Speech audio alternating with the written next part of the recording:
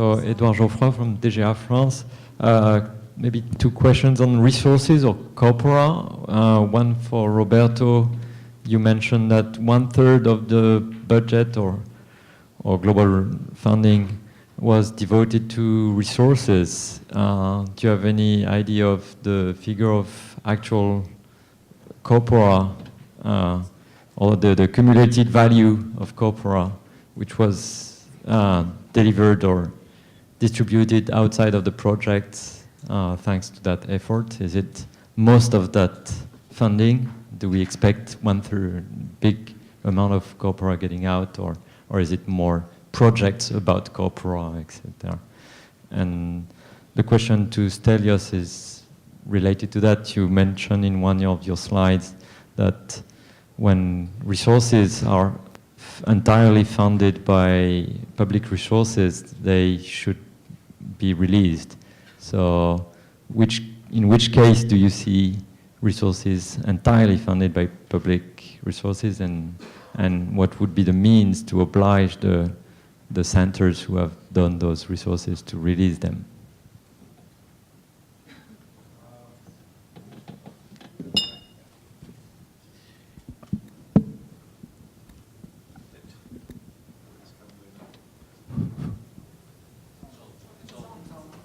Right. Okay, so I was referring, to the number of projects, not to euros or bytes or whatever.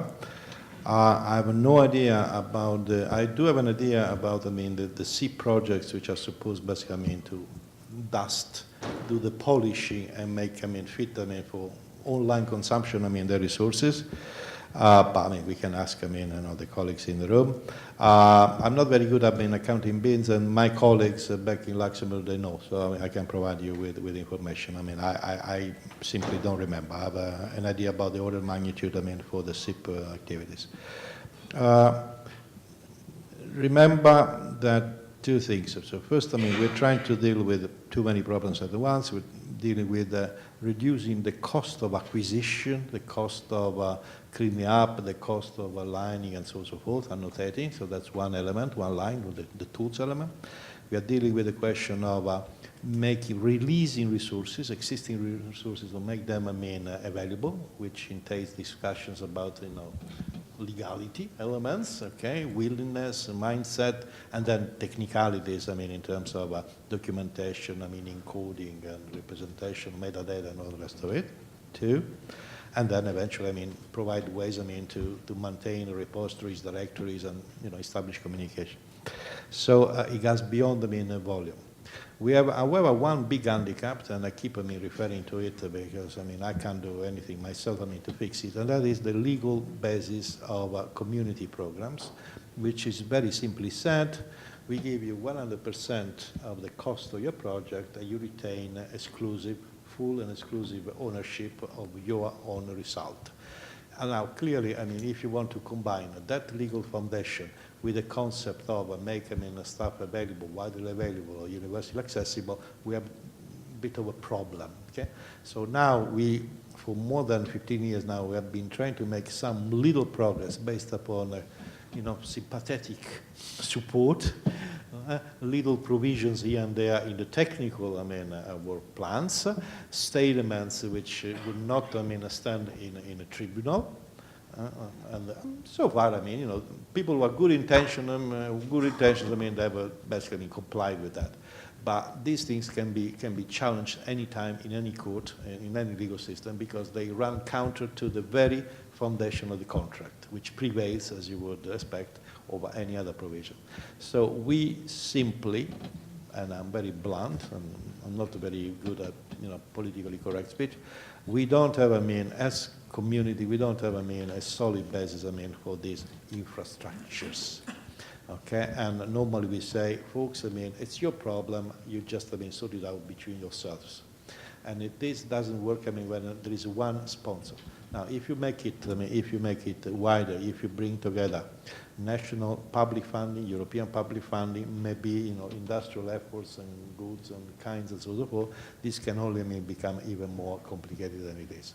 So that's why I believe we decided, at some point in time, to try and make, share, kind of a utilitarian, simple, maybe in some respects simplistic approach, trying to get something off the ground, okay, and to measure again the response and therefore the desirability and usefulness, while being aware that the fundamental problem with the copyright, IP, etc., is something which affects all of us well beyond the language field.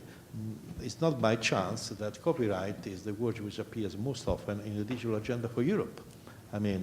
Cross-border markets, cross-border exchanges, different legal systems, big problem. And it has ways, as you know, ways beyond the little things we're doing here. Okay, it's a problem which we can only solve by creating either a specific legal instrument or by some sort of broadly based community effort where people somehow undertake to accept certain provisions that go beyond our financial regulation, our contractual framework. We, as Commission, we're not very well equipped. Has not been the case in the past, it's not the case today, maybe, in a few years, but, probably after my time. Then there was a question for you. Yeah, after Roberto's short answer. So well, the question is, what is it? Yeah. So entirely publicly funded resources. The idea is that if there is no private investment, then at least these resources, be they content or data, okay, and I'll give you an example later on, should at least be cataloged, and if there is any cost that is associated to them, this should be the minimum possible. It should cover just, storage, printing, publishing, etc. That's the idea behind it. Open or shared does not necessarily mean always for free, okay? Not even covering costs, etc. If this is what you wanted to focus on. Now, concerning public content, not content that has been funded entirely by public money, but public content, okay? But there is a logical relation between the two, then these should be open to reuse. There are various directives. All the European citizens have paid quite some money for this public sector information directive to come to birth. Several well, I understand all that, but my question was, you said it should be, but what has changed or what can change to the current situation? Okay, it shouldn't be just wishful thinking. Mm-hmm. Right. So then here we need we need to share the microphone with Roberto, simply because... But he answered partially. What? The Commission, as far as I know, now I go beyond, I trespass my privileges and prerogatives. As far as I know, the Commission is not going to suppress, altogether intellectual property rights tomorrow. It's not going to happen. And therefore, we have a very narrow path between there is an opportunity to share, trade, whatever, on a voluntary basis. If you subscribe to some precepts and sign some agreement, is done. But you decide. We cannot make you, make that decision, okay? So that's basically, now, there are, within the Commission, there are, different views and different parties. It's not a secret, I think, that my Directorate has been pushing, towards, open for several years with a number of interesting advances, including, the PSI directive and other activities, okay? You know that we are trying to make, scientific publications, widely available on the web, and not just, through ESTeam publishers and the like. There is a big debate now about, data, okay? Scientific data beyond publications. But at some point in time, we all hit, the brick wall, which is basically ownership, copyright, and the like. And that's not going to vanish overnight. So it's a struggle. Okay. So all I can call for is some sort of voluntary effort whereby the respective owners, all the aggregators, etc., see the benefit of and accede to a scheme, whether it's MetaShare or any other scheme, okay, on a voluntary basis. We cannot deprive them of their constitutional legal rights like this. I mean, I don't see that happening, I mean, in the coming years, I mean, from the Commission point of view.